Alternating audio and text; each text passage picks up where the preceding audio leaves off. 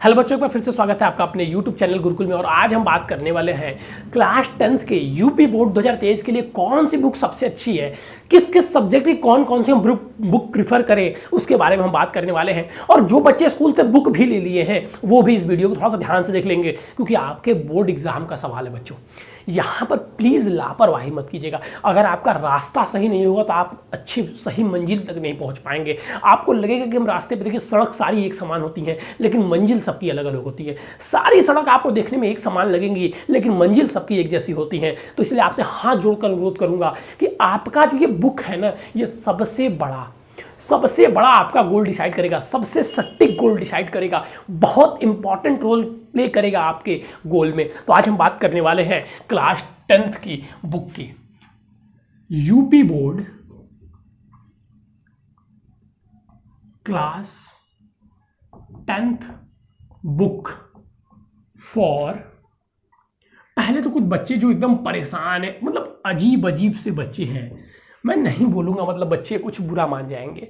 कुछ बच्चे तो सर सिलेबस चेंज हो गया, पैटर्न चेंज हो गया, सर बोर्ड में एमसीक्यू आएगा। अरे अभी आप बोर्ड नहीं देने जा रहे बच्चा, अभी आपको तो आप प्रिपरेशन कीजिए ना। ऐसी अफवाहें बहुत आएंगी यूट्यूब पे। अभी तो आप नवंबर दिसंबर में जाएंगे तो बोर्ड की परीक्षा टल गई, बोर्ड की परीक्षा पेपर लीक हो गया, अब बोर्ड की परीक्षा नवंबर में होंगी, दिसंबर, ऐसे न्यूज आपको पढ़ने के लिए मिलेंगे। आप उधर ध्यान मत दीजिए, अभी तो आपकी स्टार्टिंग है, अभी आप चैप्टर समझिए और चैप्टर पढ़िए, वैसी खबरों पर ध्यान न दें।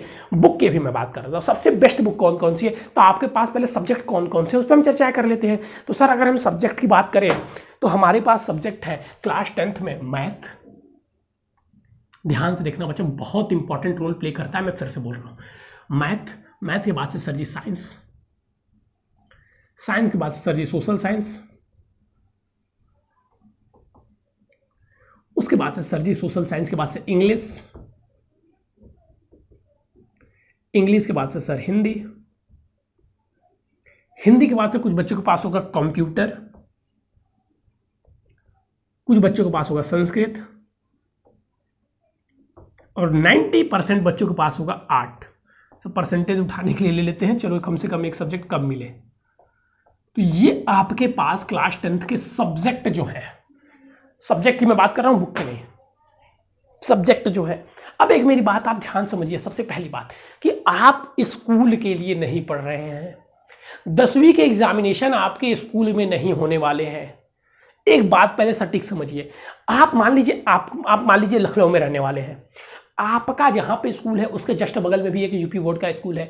आपके बुक में मान लीजिए बुक चल रही है अरिहंत की, और उस बुक में स्कूल चल रही है, उस स्कूल में बुक चल रही है एसपीपीडी की। लेकिन आपको पता ये होना चाहिए कि दोनों बच्चे एक साथ जाएंगे, एक ही एग्जाम दे के जाएंगे, एक ही पेपर दे के आएंगे जो बोर्ड से आएगा। ये कंफ्यूजन दूर कीजिए। स्कूल से लेना देना आपको कुछ नहीं है। हाँ, बस 30 नंबर का प्रैक्टिकल का लेना देना है, तो वो आपका स्कूल आपको भली भांति देगा।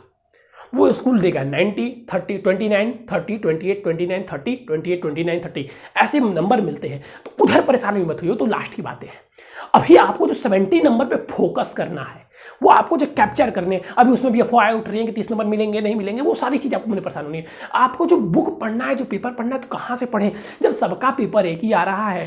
तो किस बुक से पेपर आ रहा है, किस बुक से पेपर आ रहा है। अब आप अपने जिस जिले में रहते हैं वहां पर जितने भी सरकारी स्कूल हैं, सारी सरकारी स्कूल का बुक पता कीजिएगा, कौन सी बुक चल रही है।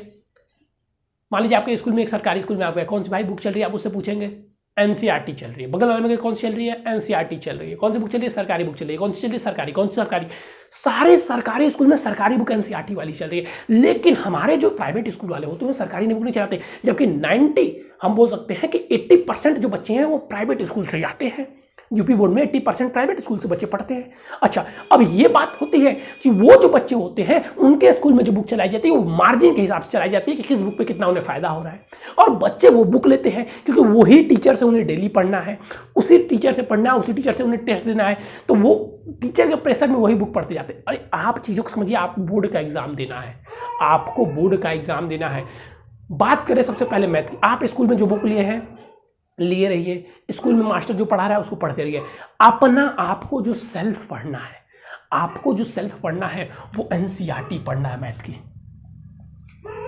अगर कोई बच्चा बुक भी ले लिया है तो बेटा ये 68 रुपये की केवल बुक आती है, 68 रुपीज़ की केवल बुक आती है, आप अफोर्ड कर सकते हैं। वो उतनी महंगी बुक नहीं है, सरकारी बुक सिर्फ 68 रुपये की आती है, आप अफोर्ड कर सकते हैं, प्लीज़ उसको अफोर्ड करें। और घर पर स्कूल में मान लीजिए पढ़ाया जा रहा है, कौन सा स्कूल में मान लीजिए आपको पहला बहुलक पढ़ाया जा रहा है, अब बहुलक तो चैप्टर पढ़ रहे, बहुलक तो इसमें भी होगा, तो स्कूल में आप जो क्वेश्चन सॉल्व करवा रहे करते रहिए, लेकिन आपको बहुलक इससे पढ़ना है, घर पे इससे पढ़ना है, कोचिंग में इससे पढ़ना है, सारे जगह एनसीईआरटी से पढ़ना है। पेपर आएंगे तो 100% क्वेश्चन आपके इसी एनसीईआरटी से आएंगे। 100% जो क्वेश्चन होंगे आपके पास पिछले साल का पेपर होगा, उठा के आप मैच कर लीजिएगा कि आपकी बुक से कितने पेपर आए हैं और एनसीईआरटी वाली बुक से कितने पेपर आए हैं। तो इसके लिए आपको 100% एनसीईआरटी ही पढ़ना है बच्चा, 100% एनसीईआरटी ही पढ़ना है। मैथ में पूरा का पूरा एनसीईआरटी पढ़ना है। आप पीछे का पेपर उठा के मैच कर लीजिएगा, सारे क्वेश्चन आपको एनसीईआरटी से मिलेंगे। आप एक बुक अफोर्ड कर लीजिए, घर पे आप एनसीईआरटी सॉल्व कीजिए। स्कूल में कुछ भी चले, अरे यार मैं बोलता रहा हूँ यार, आप अब स्कूल के हाफ ईयरली में 30% लाइए, लेकिन बोर्ड में 99% लाइए। ये नहीं कि स्कूल में 99% ला दे और बोर्ड में आ जाए 60%, वो आप लज्जित के पात्र हो जाएंगे। आपके दोस्त ऐसे कहेंगे यही पढ़ता था।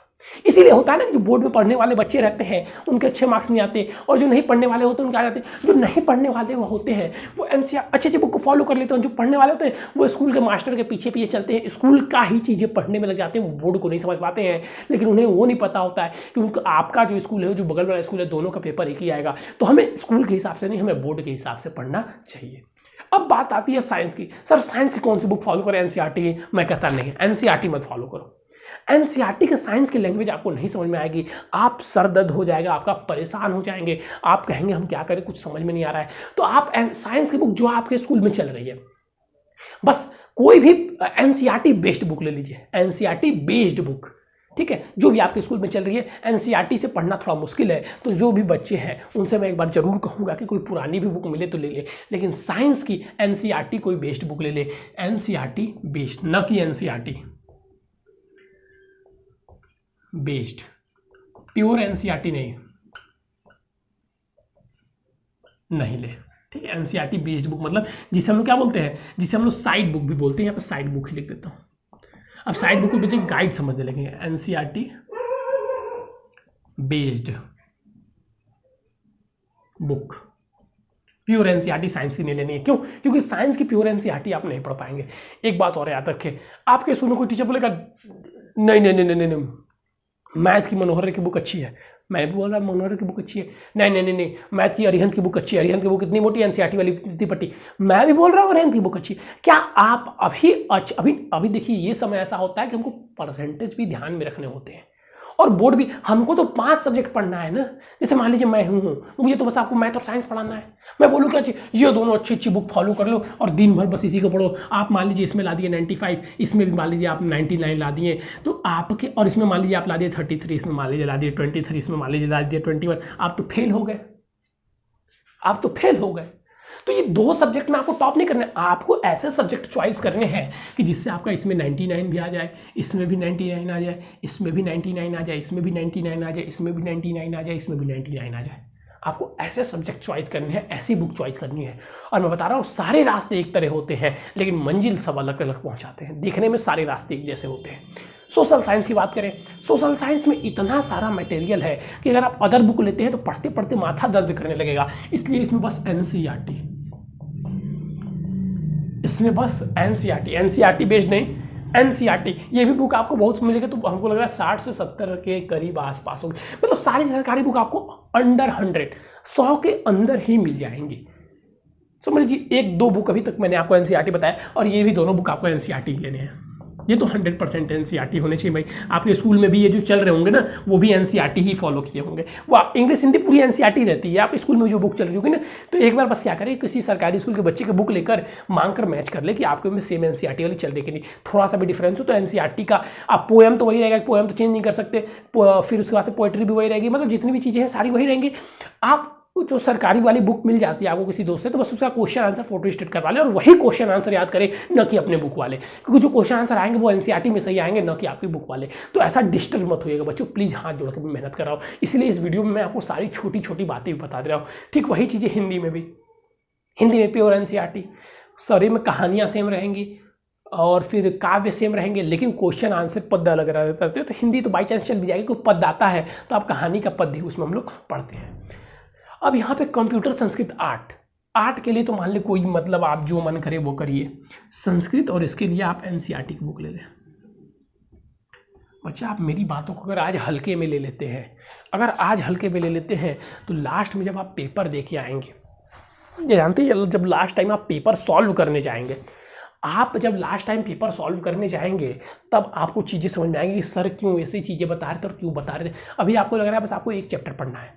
इतनी मोटी अगर मैथ की बुक आपके स्कूल में चले, एक बच्ची मुझे अपने स्कूल की बुक भेजी थी, इतनी मोटी इतनी बड़ी, आप एक एक चैप्टर पढ़ते तो जाएंगे, लास्ट में रिवाइज कैसे करेंगे? क्या आप जो पहला चैप्टर पढ़े अंत तक आपको याद रहेगा? ऐसा होता है नहीं। हम क्यों कहते हैं कि नवंबर तक आपका रिवाइज चैप्टर खत्म करवा देंगे। आप जब नवंबर तक खत्म करेंगे ना तो आपको मात्र 30% ही आएगा। फिर नवंबर से दिसंबर, जनवरी, दिसंबर में फिर हम रिवीजन करवाएंगे पूरा 1 महीना, तब आपको 60% आएगा। फिर जनवरी में जब हम रिवीजन करवाएंगे तब आपको 90% आएगा, और फिर फरवरी में जब आप पेपर और रिवीजन करेंगे तब जाके आपको 100% चीज आएगी। इतना लंबा प्रोसेस करना आता है। अब आप इतनी बड़ी बुक ले लिए कि जिसको सॉल्व करने में ही जनवरी बीत गया, और आप सोचेंगे आप टॉपर बन जाएंगे। जो टॉपर होते हैं क्या करते हैं, बहुत बड़ी बड़ी बुक सॉल्व करने में लग जाते हैं, चश्मा लगा के। फंस जाएंगे बेटा आप। जो चीज़ें मैं समझा रहा हूँ समझने का प्रयास कीजिए, हाथ जोड़ के मैं कर रहा हूँ, हाथ जोड़ के चीज़ें बता रहा हूँ। मैं आज 5 साल का एक्सपीरियंस आपके साथ शेयर कर रहा हूँ, ठीक है? पूरी बात बता रहा हूँ, मैं बहुत ईमान के साथ आपको बस चाह रहा हूँ कि आप मार्ग से भटके ना, आप सही मंजिल तक पहुँच जाए। तो और भी इसके अलावा किसी को कन्फ्यूजन है तो डिस्क्रिप्शन में हमारा व्हाट्सअप नंबर दिया हुआ है, मैं एक बार रिपीट भी कर देता हूँ, आप लिखना चाहें तो लिख सकते हैं 9532060199। कोई भी कन्फ्यूजन हो बुक एग्जाम से रिलेटेड तो आप उस व्हाट्सअप नंबर पर पूछ सकते हैं। हमारे चैनल को प्लीज़ सब्सक्राइब करें, नए बच्चे हैं तो वीडियो को लाइक भी करें। हमारे चैनल पर 10th के कोर्स भी चलते हैं, उसको भी ज्वाइन करें, फ्री ऑफ कॉस्ट है, बिल्कुल फ्री। तैयारी आपकी बिल्कुल सटीक करवाई जाएगी। थैंक यू बच्चों, हैव अ नाइस डे।